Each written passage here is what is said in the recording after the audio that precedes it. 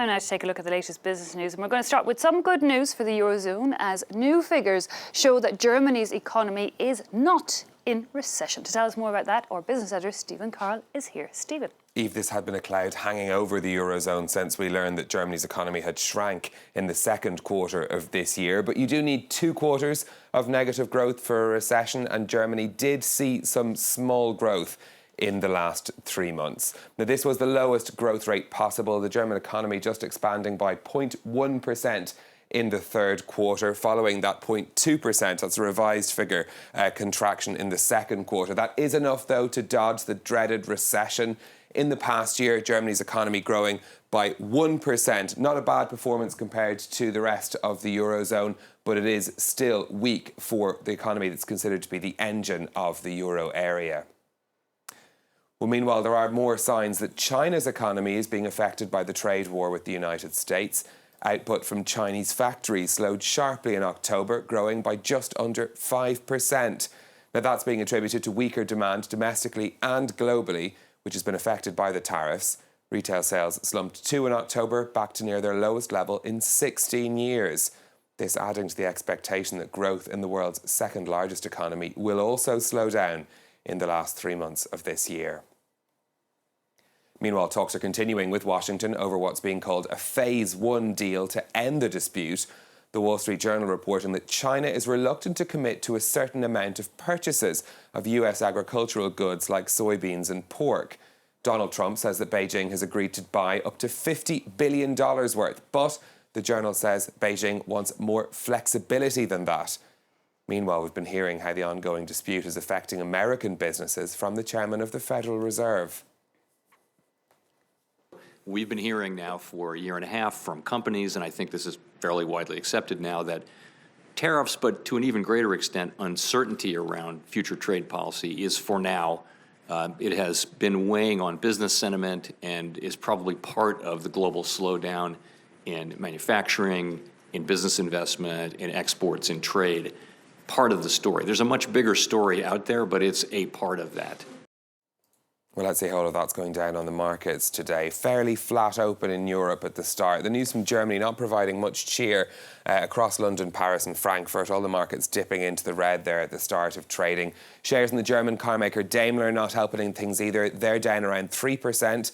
That's after the company warned that its cost-cutting plan was going to hurt its earnings even further as the year goes on. The stock markets in Asia, meanwhile, had been handed a strong lead from Wall Street, where shares finished at a record high on Wednesday. But that weak economic data from China and, of course, continuing concerns over trade, sending out some mixed signals to the markets today. Tokyo and Hong Kong in the red, but Shanghai and Seoul seeing some growth. Now, here in France, the number of high earners leaving the country has fallen, according to figures from the Finance Ministry. That's after a reform of the wealth tax that was implemented by President Emmanuel Macron. Solange Mougin has the details. Switzerland, Belgium, Panama and other tax havens around the world aren't as appealing as they once were to France's wealthy. A budget ministry report shows that the number of fortunes leaving the country dropped from 632 to 376, a 40% dip that has come about since Emmanuel Macron reformed France's wealth tax, which applied to fortunes over 1.3 million euros. Since then, according to this financial consultant, fewer clients have been moving abroad. These are the 3 cases we have of French people who are moving abroad. That's compared to before, when we had 15 to 20 expat clients every year. The number of wealthy taxpayers leaving France has now dropped to levels that haven't been seen since the early 2000s. Some 6 years ago, there was an uptick when François Hollande proposed a 75% so-called super tax on France's uber wealthy. The controversial tax was overturned by the courts and then scrapped. Macron's reforms, which got rid of most of the wealth tax, also created much criticism, particularly within the Yellow Vest movement. But the Élysée and financial advisors say the 30% flat tax is working. We went from taxes that could go up to 65% on profits to a flat tax of 30% today. It changes everything. Another element at play, Brexit. Most wealthy people don't move abroad just because of tax advantages. They do so for professional opportunities. And with Brexit, fewer financiers are moving to London for new jobs. Finally, for me, a technology blast from the past as Motorola has relaunched its Razr phone. Now, the flip phone was iconic in the pre-smartphone era, but it's had an upgrade for 2019, which includes a foldable screen that's almost 17 centimetres.